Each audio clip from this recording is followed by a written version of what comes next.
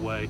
You know, you're going to average someplace in the 60 to 75 play range when you play Stanford, and every possession is going to count. So you're going to look at that third downs at the end of the game and go, it was either really good and we had great success in the game, or if it's poor, all of a sudden the play number count goes down, the opportunities go down, and the points go down. So a lot of work went into that today.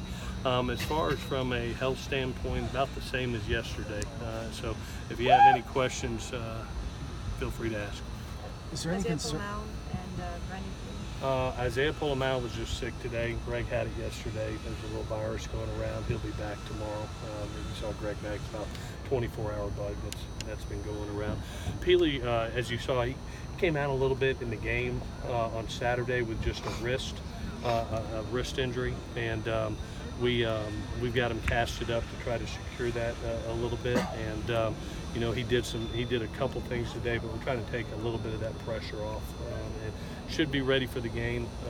Hopefully, we'll see how the pain is in the next 2 days. But he worked yesterday in a cast. We wanted to take a little bit off of him today.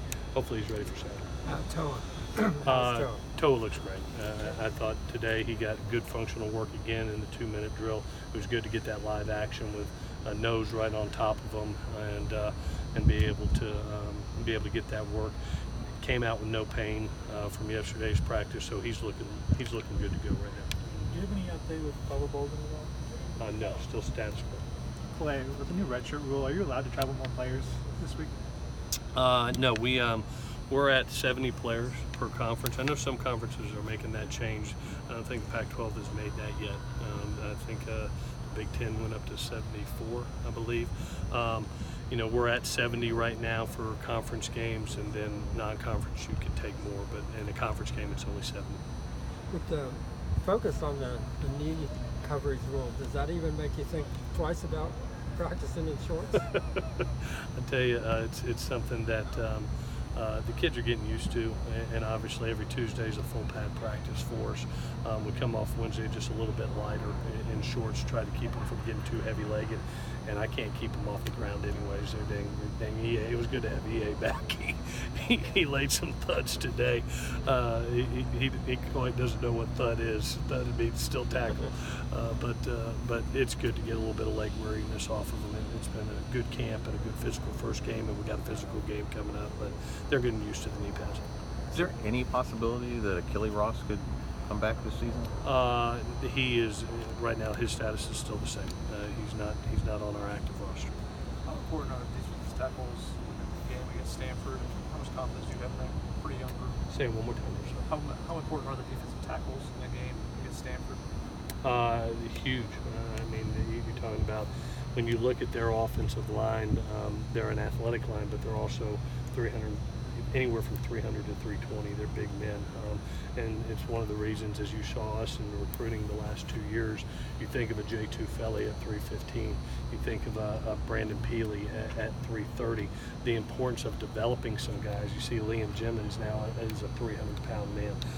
So those interior guys are very, very important for us to, one, get big, be able to hold the point, and then those guys, I tell you, I commend them. They have stayed extremely athletic, and that's going to be important when you're talking gap integrity as for Stanford.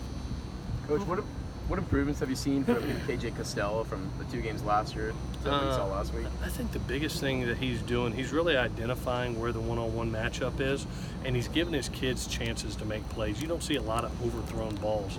They're mostly 50-50 jump balls, which, you know, when you're talking about the big targets that they have, it's really advantageous for them, to be honest with you.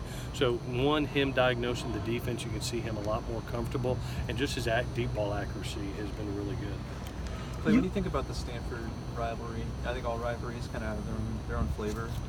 What jumps out to you about this one? Yeah, I tell you what, in my 9 years here, it's just increased, it seems, each and every year, and it has always been a close game.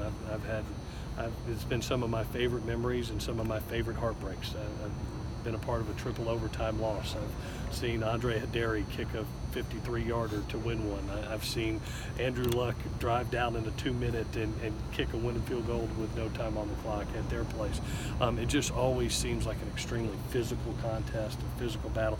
Both teams take a lot of pride into this game, and you knew last year, it just felt it when we walked off the field last year in that first game and playing them.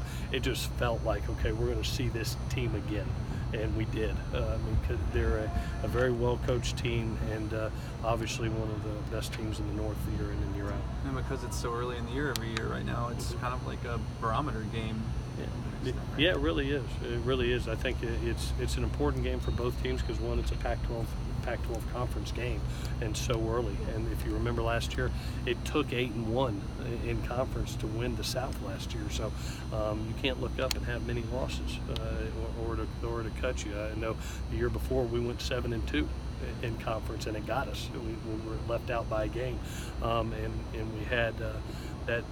You want to make sure that every time you play a Pac-12 opponent, you bring your A game, and you better bring your A game for Stanford, or you get your butt beat.